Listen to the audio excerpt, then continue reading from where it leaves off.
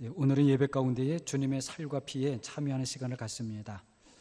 우리가 해서 주님의 살과 피에 참여한다는 것이 어떤 것인지를 이스라엘이 출애굽한 다음에 시내산에서 경험했던 한 사건을 통해서 살펴보면서 함께 은혜를 나누겠습니다.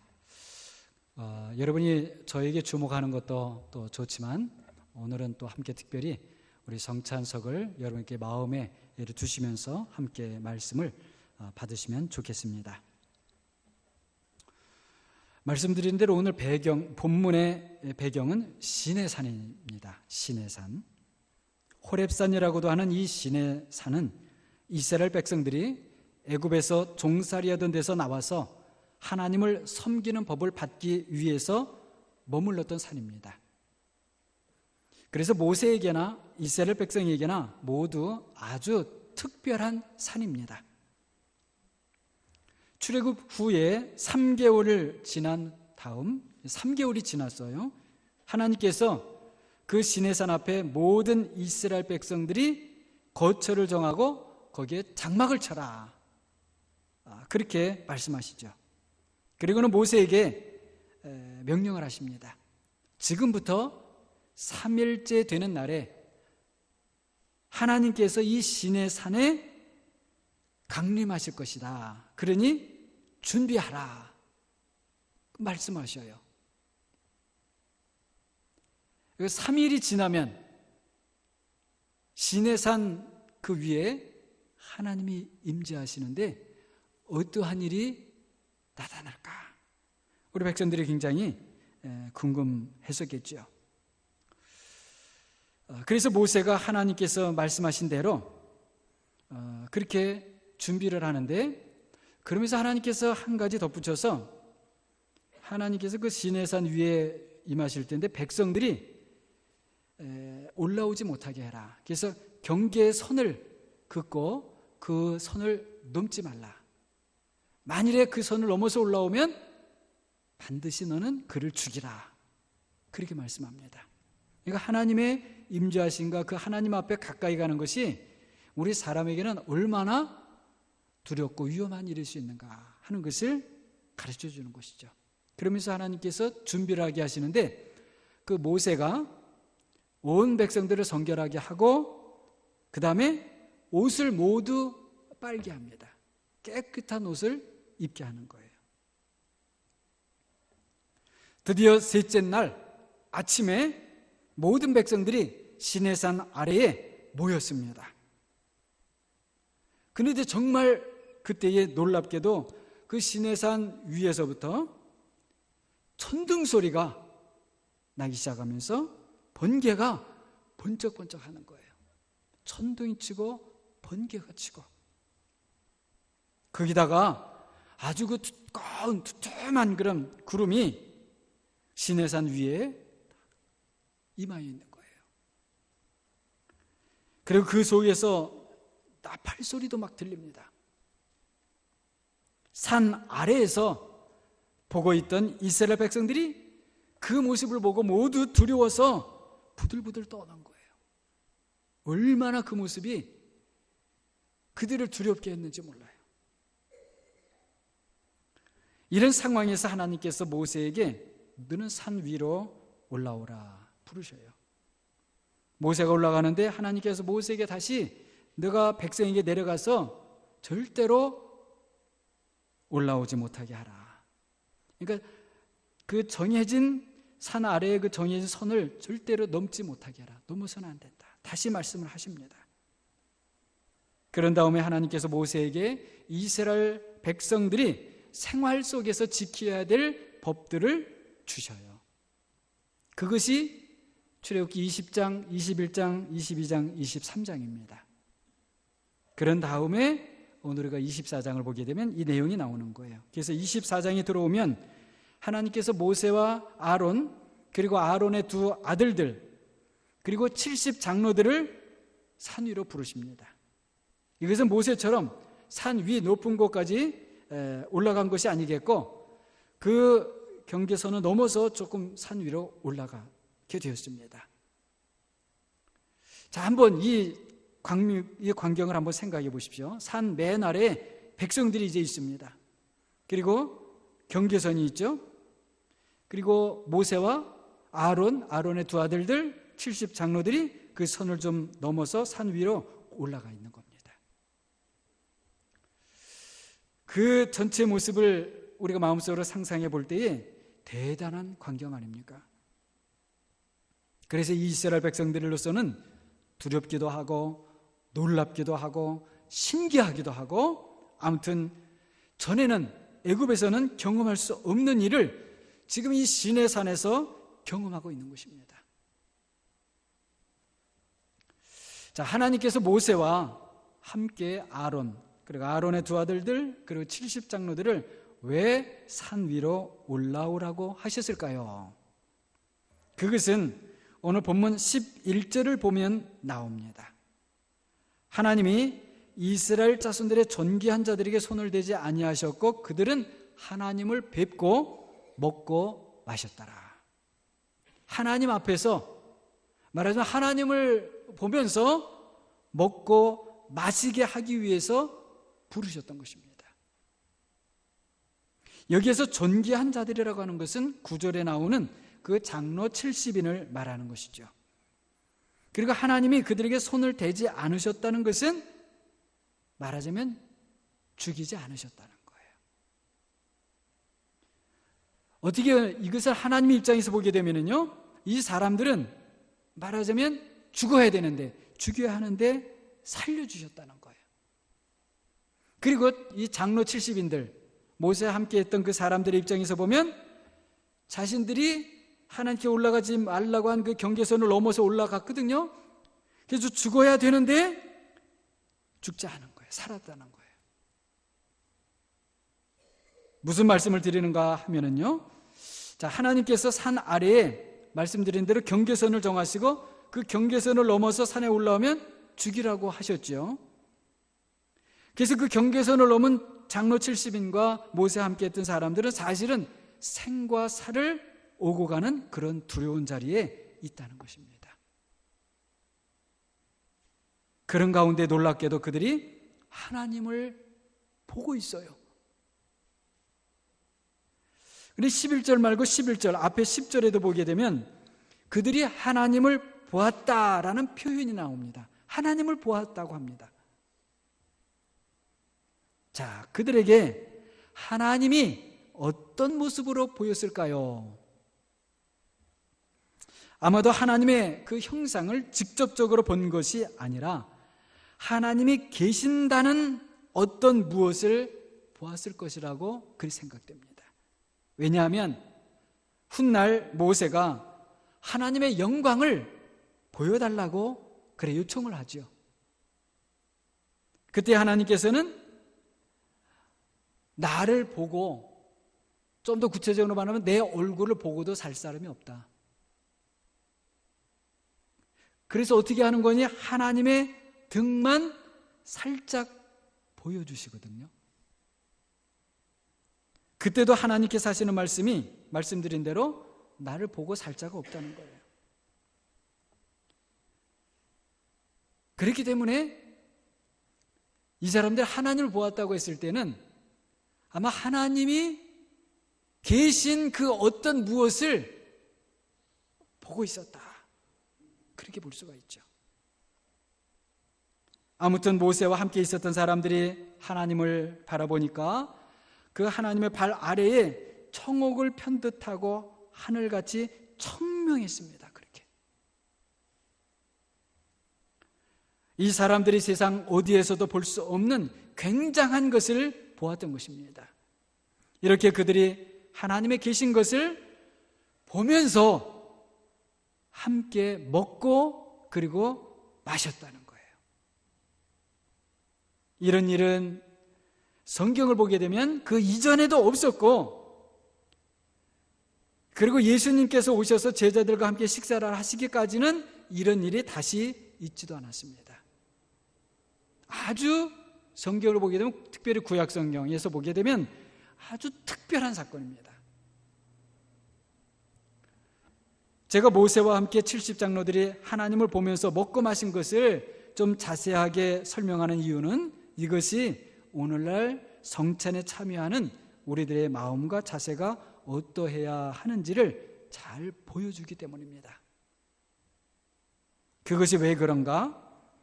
자, 들어보십시오. 우리가 이 주님의 살과 피를 믿음으로 나누는 성찬에 주님께서 친히 임재하신다는 그런 믿음을 가지고 있고, 그리고 주님이 친히 이 가운데 임재하신다는 것을 거의 대부분의 교회들이 그 점에서 같은 믿음을 가지고 일치한다는 거예요. 물론 그 주님의 임재가, 그 임재가 어떤 임재인가에 대하여서는 서로 교회들 간에 좀 견해 차이가 있습니다. 하지만 우리들에게 중요한 것은 무엇입니까? 이 성찬을 나누는 시간은 이 떡과 잔과 함께 주님께서, 우리의 주님께서 임재하시는 시간이라는 거예요. 육신적인 눈으로는 안 보이죠? 여러분 보입니까? 우리의 눈으로는 안 보이죠. 그러나 말씀드린 대로 대부분의 교회들과 그리고 신학자들이 성찬에서 이 떡과 잔과 함께 우리의 주님이, 하늘에 계신 주님이 성령으로 놀랍게 신비하게 임재하신다고 믿고 또 그렇게 말합니다. 그리고 우리도 그렇습니다. 그렇다면 여러분은 우리들의 마음가짐이 어떠해야 되겠는가 하는 것입니다. 오늘 11절에 나오는 이스라엘의 존귀한 자들을 생각해 보십시오. 말씀드린 대로 이 사람들은 죽음의 경계선을 넘어왔습니다. 감히 올 수 없는 그런 곳에 오게 된 것입니다. 두렵고 떨리는 일입니다. 그리고 하나님을 보았는데, 그래서 청옥이라고 말이 나오는데 이 청옥은 사파이어예요. 그 사파이어로 만든 길 같은 것이 그 하나님이 하여튼 계신 그곳에 그 아래로 해갖고 쫙 펼쳐져 있는 거예요. 영어 성경을 보게 되면 그게 페이브먼트라고 되어 있어요. 어떤 길 같은 거예요. 도로가 포장이 되어 있는데 청옥으로, 사파이어로 그렇게 포장되어 있는 길이 쫙 있는 겁니다. 그리고서는 마치 그것이 구름 한 점 없는 하늘의 청명함과 같이 그렇게 깨끗한 그런 모습이 딱 펼쳐졌던 거예요. 사실 그것이 어떤 모습인지 저로서는 상상이 잘 안 됩니다. 그런 곳에서 모세와 함께 올라갔던 그 사람들이 함께 먹고 마셨던 거예요. 여러분 이해하고 한번 들으시기 바랍니다. 그 모습을 제가 가만히 이렇게 상상을 해보니까요, 이런 우리 동양의 신화 같은 것을 보게 되면 신선들이라는 사람들이 나오죠. 신선. 마치 그 사람들이 그렇게 한 모습이요, 무슨 신선들 같아요. 신선. 한편으로는 두렵고 떨리는 일이요, 다른 한편으로는 무엇라고 말로 표현할 수 없는 그런 신비함 자체입니다. 그렇습니다. 우리가 성찬에서 떡과 잔을 통해 주님의 살과 피에 참여하는 것은 참으로 두렵고 떨리는 일이고, 다른 한편으로는 하나님의 신비 가운데 거하는 아주 신비로운 일입니다. 우리 육신의 눈으로는 그저 떡이요, 그리고 흔한 포도 주스입니다. 그러나 기도와 주님의 말씀으로 성찬이 되고, 그리고 주님이 임재하신다는 거예요. 그러므로 우리가 성찬에 참여할 때마다 시내산에서 죽음의 경계선을 넘은 후에 하나님을 보면서 먹고 마셨던 이스라엘의 존귀한 자들이 되는 것입니다. 여러분과 제가 그렇게 된다는 거예요. 이런 마음가짐이 바로 우리에게 필요하다는 것입니다. 오늘도 성찬에 참여하실 때에 시내산의 70 장로들과 같은 마음으로 참여하는 사랑하는 여러분이 다 되시기를 바랍니다. 다음으로 우리가 살펴봐야 할 것은 이 이스라엘의 존귀한 자들이 먹고 마셨다고 했는데, 여러분 무엇을 먹고 마셨을까요? 무엇을 먹고 무엇을 마셨을까요? 무슨 도시락 싸갔을까요? 자, 5절을 보게 되면 5절에 모세가 이스라엘 자손의 청년들을 보내서 하나님께 서로 무엇으로요? 서로 번제와 화목제를 드리게 했습니다. 자, 그런데 한 가지 우리가 염두에 둘 것은 아직 번제와 화목제가 율법으로 확정되기 전이에요. 지금 시점은. 그렇지만은 번제라고 하는 것은 다 태워서 드리는 제물이고, 이 화목제는요, 나중에 율법에서 정한 것을 쭉 보게 되면 주로 사람이 먹기 힘들고 못 먹는 것들은 다 걷어가지고 하나님의 그 제단에 드려서 그걸 태워서 드립니다. 하나님은 그것을 말하자면 맛있는 향기 나는 냄새로 흠양하신다고 그래요. 그거를요. 그리고 사람이 거기에 남는 고기는 그 예배에 참여했던 사람들이 함께 나누어 먹었습니다.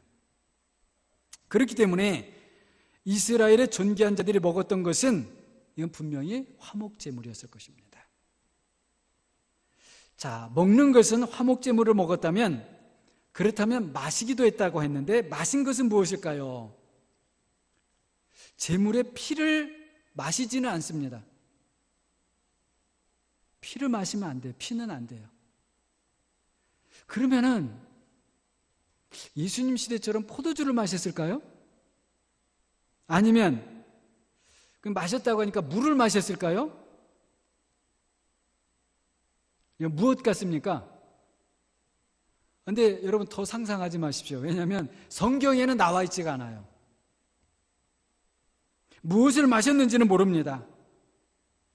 그냥 마셨어요. 그런데 중요한 것은 뭐냐면 그들이 5절 말씀을 보게 될 때에 분명히 화목제물을 먹었다는 것이고, 그래서 제물에 참여하는 자가 되었다는 것입니다. 구약에서 하나님께 드리는 모든 제물은 누구를 상징합니까? 예수님을 상징합니다. 그렇다면 이스라엘의 존귀한 자들이 화목제물을 먹었다는 것을 오늘 우리의 성찬에 적용하게 되면 이 성찬의 떡과 잔을 먹는 우리들은 우리를 위한 그 예수님의 제물을 먹고 참여하는 자들이 된다는 것입니다. 다시 말씀드리면 떡과 잔을 받아 먹음으로 우리가 예수님의 죽으심과 부활하심에 참여하는 자가 된다는 것입니다. 이스라엘의 존귀한 자들이 죽음의 경계선을 넘었는데도 죽지 않았던 것은 바로 제물을 먹었기 때문이에요. 자신들을 위해서 죽었던 그 제물을 먹음으로 그들이 살았단 말이에요. 이것은 또 무엇을 말하는가? 그들을 대신해서 소가 번제물과 화목제물이 되었기 때문이라는 거예요. 그래서 제물이 죽음으로 그들이 살았고 그 제물을 먹음으로 하나님 앞에서 사는 것입니다. 성찬에 참여하는 우리도 마찬가지입니다. 예수님께서 우리를 위해서 제물이 되심으로 우리가 살았고 그 제물을 우리가 먹음으로 새 생명으로 사는 것입니다. 그렇기 때문에 성찬에 참여할 때마다 우리가 주님의 죽으심으로 살았고 그리고 그분의 살을 먹고 그분의 피를 마심으로 하나님 안에서 새 생명으로 산다는 것을 알아야 하는 것입니다. 성찬에는 바로 이런 하나님의 뜻과 하나님의 신비가 있는 것이죠. 자, 이스라엘의 존귀한 자들이 말씀드린 대로 하나님을 보며 먹고 마시는 이 일에 있어서 우리가 살펴보아야 할 또 한 가지가 있습니다. 무엇인가 하면 3절을 보게 되면 그 3절에 모세가 이스라엘 백성들에게 여호와의 모든 말씀과 그의 모든 율례를 전하자 그들이 한 소리로 대답하기를 여호와께서 말씀하신 모든 것을 우리가 준행하겠나이다 라고 한 것입니다. 자, 이것이 7절에도 똑같이 나옵니다. 7절을 보게 되면 언약서를 가져다가 백성에게 낭독하여 듣게 하니 그들이 이르되 여호와의 모든 말씀을 우리가 준행하리이다. 자, 하나님의 모든 말씀을 어떻게 하겠다고 합니까? 준행하겠다고 합니다. 무엇이에요? 그대로 우리가 행하겠습니다. 그런 것이죠. 이 70 장로들은 이스라엘 백성들을 대표하는 사람들입니다. 그렇기 때문에 모든 백성들이 하나님의 모든 말씀을 준행하겠다고 했을 때에 그들을 대표하는 70장로들은 더욱 그런 것이죠. 무슨 말씀을 드리려고 하는가 하면 하나님을 보고 먹고 마셨던 사람들은 먼저 하나님의 모든 말씀을 준행하기로 한 사람들이었다는 것입니다. 그런 사람들이 하나님께 드린 제물을 먹었던 것입니다. 그렇다면 이 먹었다는 것이 또 무엇입니까? 이것은 살 힘을 얻었다는 것입니다. 이렇게 제물에 참여해서 새 힘을 얻은 사람들이 하나님의 모든 말씀들을 준행한다고 하는 것은 너무나도 마땅하고 당연한 일이 되는 것입니다. 하나님의 모든 말씀을 준행하겠다고 하고 그래서 죽음의 경계선을 넘어서 하나님을 보며 제물을 먹고도 하나님의 모든 말씀을 준행하지 않는다면 그것은 자신을 속이는 자가 되고 하나님을 모욕하는 자가 되는 것이고 그리고 그 제물을 헛되게 하는 자가 되고 마는 것입니다. 우리가 주님의 떡과 잔, 주님의 살과 피에 참여할 때마다 이것을 알아야 하는 것입니다. 그런데 안타까운 것은 이스라엘 백성들이 이렇게까지 하나님을 보고 그 하나님 앞에서 제물을 먹고 마셨으면서도 얼마 지나지 않아서 금송아지를 만들고 그 금송아지가 하나님이다 그랬어요. 이후에도 계속해서 불순종하다가 광야에서 모두 어떻게 되었습니까? 죽어버렸어요. 단지 두 사람 여호수아와 갈렙만이 하나님의 말씀을 듣고 보고 경험했던 그 모든 것들을 믿음의 결부시킴으로 죽음의 광야를 통과해서 하나님의 약속의 땅 가나안에 들어갔던 것입니다. 오늘 우리는 이스라엘 백성들 그리고 70 장로들보다도 더 분명한 하나님의 임재, 우리 주님이 임재하시는 떡과 잔에 참여하는 것입니다. 번제와 화목제물로 드렸던 제물보다도 더 좋은 제물이신 예수님의 살과 피에 참여하는 것이에요. 이 예수님의 살과 피는 우리를 능히 살리고 능력 있는 성도가 능히 되게 하는 줄로 믿습니다. 히브리서 9장 14절입니다. 여러분 히브리서 9장 14절 하물며 영원하신 성령으로 말미암아 흠없는 자기를 하나님께 드린 그리스도의 피가 어찌 너희 양심을 죽은 행실에서 깨끗하게 하고 살아계신 하나님을 섬기게 하지 어떻게 해요? 못하겠느냐? 무엇입니까? 능히 할 수 있다 그 말씀이에요. 여러분 그리스도의 피가 그렇다고 한다면 그분의 살은 또 어떻겠습니까? 그리스도의 피가 능히 할 수 있으면 그리스도의 살은요? 살은 안 됩니까? 그리스도의 살도 능히 되게 하시는 것이죠. 마찬가지란 말이에요. 우리가 살아계신 하나님을 능히 섬기게 하는 그리스도의 피를 마십니다. 거기다가 그리스도의 살도 어떻게 해요? 먹습니다. 하나면 족하지요? 그런데 우리가 둘을 받는단 말이에요. 무엇이 부족합니까? 다만 부족하다고 생각하고 믿음이 없는 우리 자신들이 부족할 뿐인 것입니다. 사랑하는 여러분, 제물을 먹고도 광야에서 죽은 이스라엘 사람처럼 여러분 되기를 원하십니까? 아니면 보고 듣고 경험한 모든 것들을 믿음으로 결부시킴으로 하나님의 약속의 땅 가나안에 들어간 새 이스라엘 사람처럼 되기를 원하십니까? 어떤 사람들이 되기를 원하셔요? 당연히 우리는 새 이스라엘 사람처럼 되기를 원하지요. 혹시라도 말이죠, 여러분 가운데에 그때에는 그 수많은 사람들 중에 겨우 두 사람 여호수아와 갈렙만 광야에서 살아남고 가나안 땅에 들어갔는데 나 같은 사람이 그런 여호수아와 갈렙처럼 될 수 있겠는가, 이렇게 결코 생각하지 마시기 바랍니다. 오히려 여러분은요 이렇게 생각해야지 돼요. 그때에는 죽은 제물의 살을 먹고도 광야에서 살고 약속의 땅 가나안에 들어간 사람들도 있다. 그러나 지금 나는 산 제물, 살리는 제물이신 주님의 살과 피를 먹고 마신다. 내가 무엇이 부족한가? 그러므로 하나님이 이 주님의 살과 피를 먹고 마시는 나를 능히 살리시고 모든 것 가운데서 능히 구원하실 것이다. 여러분 믿습니까? 이렇게 믿는 우리가 되어야 한다는 것입니다. 히브리서 기자는 분명히 우리에게 전해주고 있습니다. 우리의 예수님이 구약의 모든 제물보다 더 좋은 제물이시다. 모세는 하나님의 집에서 종으로 일했지만 우리 주님은 아들로서, 하나님의 아들로서 신실하게 모든 것을 감당하셨다. 예수님은 능히 우리를 위해 하나님 아버지 앞에 나아가서 중보하시는 큰 대제사장이시다. 그분의 피가 우리의 양심을 죽은 행실에서 깨끗하게 하고 능히 하나님을 섬기게 한다. 이렇게 가르쳐주고 있습니다. 하나님의 말씀을 듣고 믿음과 결부시켜 생활 속에서 하나님을 영화롭게 드리는 사랑하는 여러분이 모두 되시기를 바랍니다.